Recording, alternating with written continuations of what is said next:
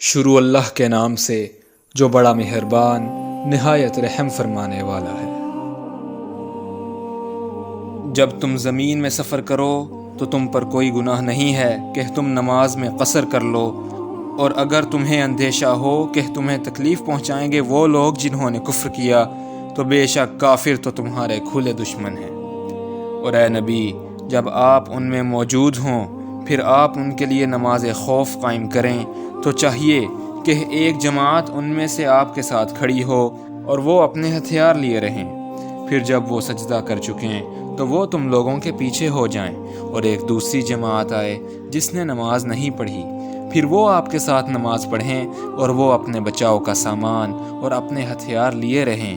وہ لوگ جنہوں نے کفر کیا چاہتے ہیں کاش کہ تم اپنے اسلحہ اور اپنے ساز و سامان سے غافل ہو جاؤ، تو وہ تم پر ایک ہی بار حملہ کر کے ٹوٹ پڑیں، اور تم پر اس بات میں کوئی گناہ نہیں ہے اگر تمہیں بارش کی وجہ سے کوئی تکلیف ہو یا تم بیمار ہو کہ تم اپنے ہتھیار اتار کر رکھ دو اور اپنے بچاؤ کا سامان لیے رہو۔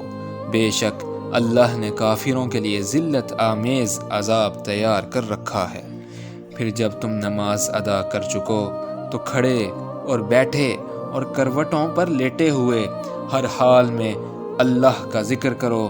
پھر جب تم دشمن کی طرف سے اطمینان پالو تو پورے آداب کے ساتھ نماز قائم کرو۔ بے شک نماز مومنوں پر مقررہ اوقات پر فرض ہے، اور مسلمانوں، دشمن قوم کا پیچھا کرنے میں کمزوری نہ دکھانا۔